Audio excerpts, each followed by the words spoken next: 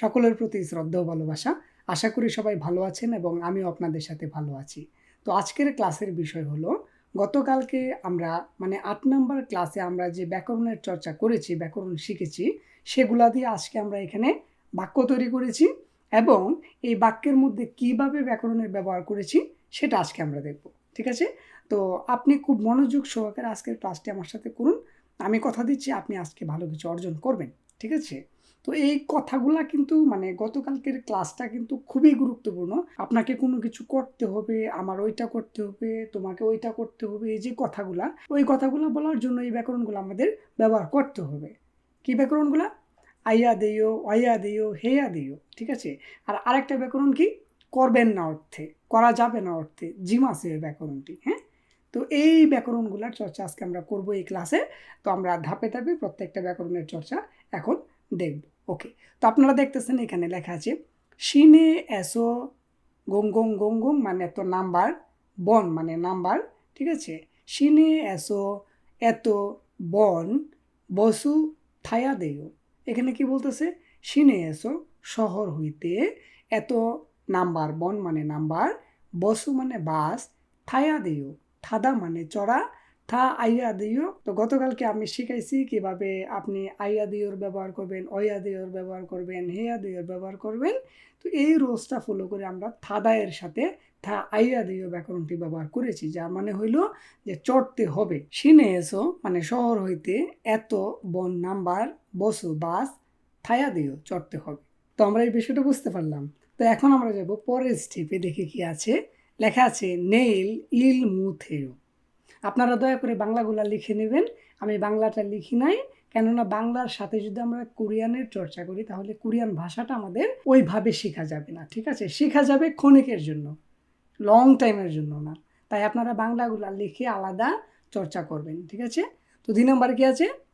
Nail ইল মুথেও মানে আগামীকাল কাজ করতে পারবো না। ঠিক আছে? তো দেখেন, নেইল মানে আগামীকাল, ইল মানে কাজ, মুথেও আমি কিন্তু আগে পড়াইছি এগুলা। ঠিক আছে? আন এবং মুথের ব্যবহার। হ্যাঁ, আমি কোনো কারণে কাজ করতে পারবো না বিদায় মুথেও। ঠিক আছে?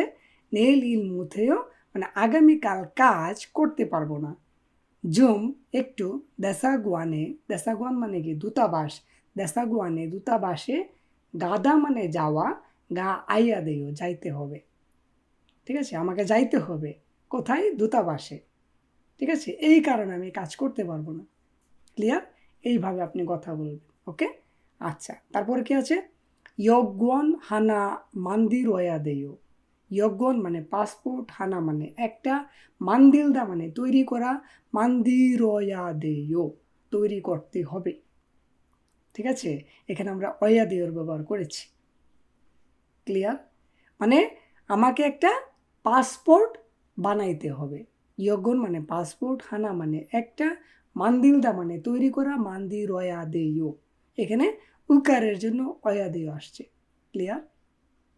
আপনি গতকালকে নোটটা যদি দেখেন, এগুলো সহজে বুঝে যাবে। ঠিক আছে? একদম সহজ করে আমি বুঝিয়ে দিচ্ছি। আচ্ছা, তারপরে কি আছে?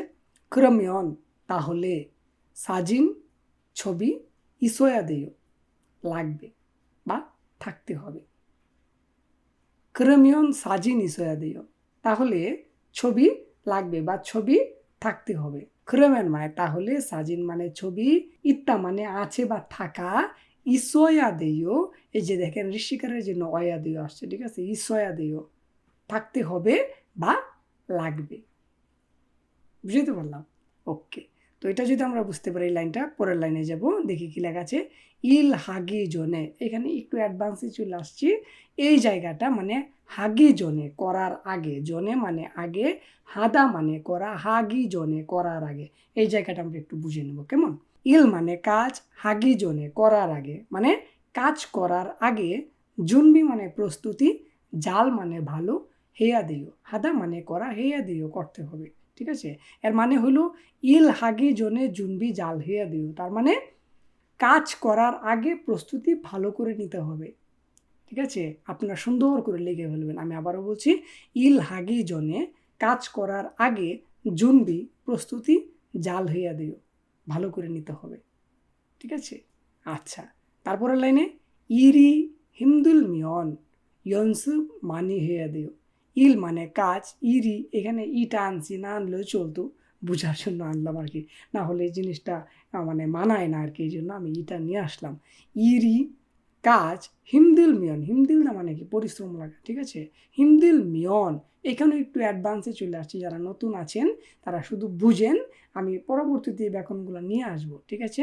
হিমদিল মিয়ন পরিশ্রম হলে, কাজ পরিশ্রম হলে, ইয়নসুপ মানে কি অনুশীলন, মানি বেশি, হেয়া দিও করতে হবে। এর অর্থটা কি দ্বারা ইরি হিমদুল মিয়ন কাজ পরিশ্রম লাগলে বা পরিশ্রম হলে, ইয়নসুপ অনুশীলন, মানি বেশি, হেয়া দিও করতে হবে। হাদা মানে করা, হেয়া দিও করতে হবে। ক্লিয়ার? তারপরে কি আছে আমরা দেখি, এখানে লেখা আছে ইগে দা ফুজাং হেয়া দিও। আপনি প্রশ্ন করলেন এগুলা কি প্যাকেট করতে হবে?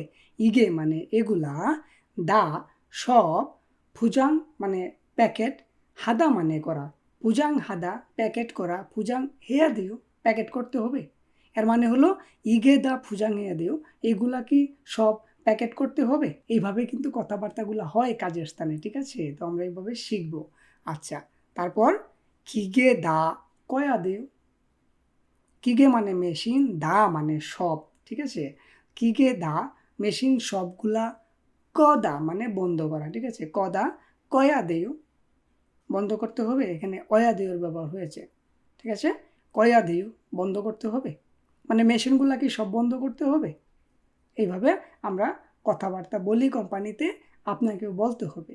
তো সুন্দরভাবে এগুলো শিখে নেবেন, ঠিক আছে। এখানে প্রত্যেকটা কথাই কিন্তু গুরুত্বপূর্ণ। হ্যাঁ, আপনি কখনোই হেলা করবেন না, প্লিজ আমার কথাগুলো শুনে এই প্রত্যেকটা বাক্য আপনি সুন্দর করে আপনি চর্চা করবেন, ঠিক আছে, তাহলে আপনি অল্প সময়ের মধ্যে ভালো করবেন, ঠিক আছে। তো আমরা এটা যদি বুঝতে পারি, এখন চলে যাবো আমরা ডান পাশে। এইখানে কিছু কথা আছে, এখানে আমি বানমাল ব্যবহার করেছি, ঠিক আছে, মানে তুই তুকারি। কোরিয়ানরা আপনার সাথে যেভাবে কথা বলবে, জাস্ট এইটা শুধু আপনাকে বুঝতে হবে, ঠিক আছে। এই কথাগুলো সচরাচর হয় কোম্পানিতে, তো আপনাকে বুঝতে হবে এগুলো। হ্যাঁ, আমরা যারা নতুন তারা সুন্দর করে বুঝে নেব, ঠিক আছে, লিখে লিখে চর্চা করে ফেলবো। হ্যাঁ, আচ্ছা, তো দেখেন কি কথাবার্তা চলছে এখানে। জিগুম এখন যোগী, ওখানে গাজিমা, গাদা মানে যাওয়া, গাজিমা আমরা গতকালকে শিখছি গাজি মাসেও যাবেন না, গাদা মানে যাওয়া, গাজি মাসেও যোগ করে দিলে গাজি মাসেও যাবেন না, গাদা দাটা উঠে দিয়ে গায়ের সাথে জিমা সেও ব্যবহার করতে হয়, গতকালকে শিখাইলাম। আজকে শুধু সেও নাই, শুধু জিমা আছে, মানে তুই তুকারি। ক্লিয়ার? জিগুম যোগী গাজিমা মানে এখন ওখানে যাসনে, ঠিক আছে। তারপরে কি আছে, ইগে এটা, ইরককে এইভাবে, হাজিমা করিস না, হাদা মানে করা, হাজিমা করিস না, ঠিক আছে, এই মার্ক করে দেওয়া আছে, হ্যাঁ, প্রত্যেকটা ব্যাকরণের সাথে। ওকে, আচ্ছা, তারপরে কি আছে, ন তুই, ইগো এটা, মগদা মানে খাওয়া, মগজিমা খাস না, ঠিক আছে, মানে তুই ওটা খাস না। ওকে, তারপরে কি আছে, সুন্দে জিমা, সুন্দে দা মানে স্পর্শ করা, ধরা, সুন্দে জিমা হাত দিস না, স্পর্শ করিস না, চুষিমে সাবধানে কর, মানে শক খাইতে পারিস অথবা যে কোনো একটা দুর্ঘটনা ঘটতে পারে, এই জন্য বলতেছে সুন্দে জিমা হাত দিস না, স্পর্শ করিস না, চুষিমে মানে সাবধানে কাজ কর, ঠিক আছে, সাবধান থাক। ওকে, তো আমরা এটা বুঝতে পারলাম। পরের দিকে কি আছে, যোগী এসো, এইখানে যোগী মানে এখানে, এসো স্থান অর্থে ব্যবহার হয়েছে, যোগী এসো এইখানে, ইয়াগি হাজিমা, ইয়াগি হাদা কথাবার্তা বলা, ইয়াগি হাজিমা কথাবার্তা বলিস না, ঠিক আছে। যোগী এসো ইয়াগি হাজিমা মানে এইখানে কথাবার্তা বলিস না, এখানে কথাবার্তা বলা যাবে না, এই অর্থে ব্যবহার হবে, ঠিক আছে। তারপরে কি আছে সর্বশেষ, জনোয়ারুল মানে ফোন, মানি বেশি, হাজিমা করিস না, ঠিক আছে, জনোয়ারুল মানি হাজিমা মানে ফোন বেশি করিস না বা ফোনে বেশি কথা বলিস না। এই উপদেশগুলো কোরিয়ানরা দেয়, আমরা একটু বেশি কথা বলি তো ফ্যামিলিদের সাথে, বন্ধু বান্ধবদের সাথে, ঠিক আছে, তো ওরা বলে যে জনোয়ারুল মানি হাজিমা মানে বেশি কথা বলিস না, ঠিক আছে। তো আমরা এই বাম পাশের এগুলা সুন্দর করে চর্চা করব লিখে লিখে, এবং ডান পাশের এগুলা সুন্দর করে চর্চা করব লিখে লিখে। তো এইভাবে যদি আমরা চর্চা করি প্রতিদিন, আমরা খুব দ্রুত সময়ের মধ্যে ভালোভাবে কথা বলতে পারবো কোরিয়ানদের সাথে, ঠিক আছে। তো আজকের ক্লাসটি এই পর্যন্তই। আগামী ক্লাসে অর্থাৎ 9 নম্বর ক্লাসে আমরা অন্য কোনো ব্যাকরণ নিয়ে আবার উপস্থিত হব। সেই পর্যন্ত সবাই ভালো থাকি, সুস্থ থাকি। সবাইকে অসংখ্য ধন্যবাদ এতক্ষণ দীপু ভাইয়ের সাথে থাকার জন্য।